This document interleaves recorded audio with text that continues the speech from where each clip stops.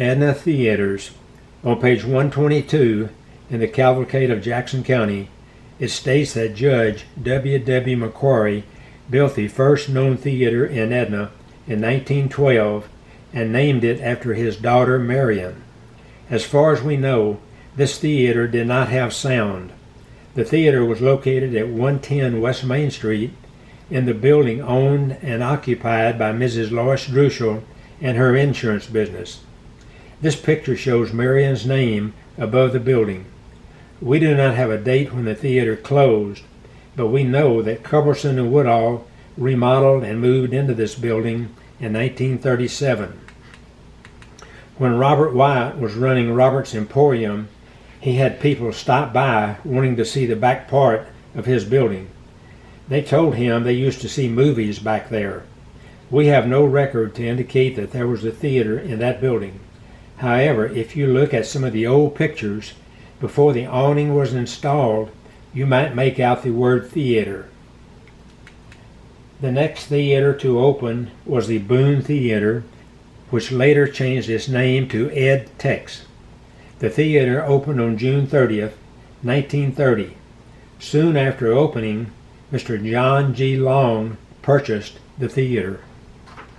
The theater was located in the 200 block of East Main Street in the space that currently occupied by Amazing Grace Learning Center. In the 1930s, there were 3 buildings on that property. This picture shows the 3 buildings. This picture identifies the Ed-Tex Theatre. The theater caught fire and burned on December the 1st, 1942. Mr. Long rented the building we know today as the Davis Jewelry Store, and in 21 days opened a new theater on December the 24th, 1942. The employees called this the temporary theater because they knew they would not be here very long. They were a little bit wrong because they worked in this building for over another 7 years. The new Edna Theatre. On Tuesday, March the 14th, 1950, the grand opening had arrived. Before the doors opened, there was a parade and band concert outside. KIOX out of Bay City carried part of the inside program live on their radio station, and later Charlie Walker entertained the audience. Father is a Bachelor was a feature film that evening. These clippings were taken from the March 9th and the 16th issue of the Edna Herald. Mr. Arnold Chase, longtime projectionist, worked in all 3 of Mr. Long's Edna Theatres. This is a picture of a concession stand. This is a picture of Mr. and Mrs. Long taken in 1970. Mr. Long was a prominent Bay City, Texas businessman who developed one of the larger independent movie theater circuits along the Texas Gulf Coast. We don't know the reason, but he did decide to build his flagship theater here in Edna, Texas. Due to the lack of business, the theater closes its doors on January the 30th, 1979. Ms. Emily Chase was the last theater manager and wife of projectionist Arnold Chase. She is shown locking the doors. Later, the theater was purchased by a group of local businessmen and were able to keep it from being changed or torn down. After sitting idle for 29 years, the City of Edna, along with others, raised funds to rework the outside lights.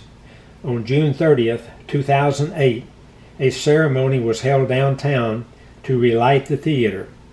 This picture shows Maudie Mauritz Thomas, her sister Quida Mauritz Brock, turning on the lights along with Master of Ceremony John Cotton. On July the 6th, 2022, the Texana Arts Council changed board members. Shelley Srp took over as president, and her husband Jake Srp was elected vice president. On August the 14th, 2022, the Texana Arts Council purchased the theater building. The Texana Arts Council started raising money immediately and has managed to repair all major damage and replace the roof. Fundraising for Phase 2 is currently underway, which will replace all old electrical, plumbing, and air conditioning systems. The last phase will include items such as seating, concession areas, and sound and stage equipment. The following pictures show the old damage along with recent progress.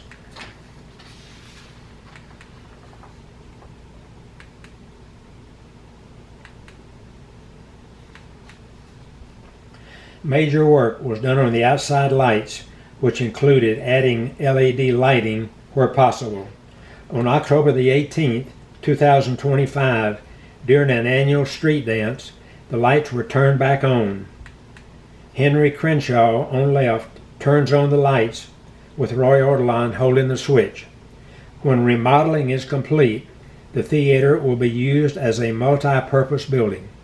The building could possibly be rented for business meetings, parties, family or class reunions. Old classical movies may be shown a couple times a year. Lots of live stage events will be planned, and a strong emphasis will be placed on the arts for adults, young adults, and children.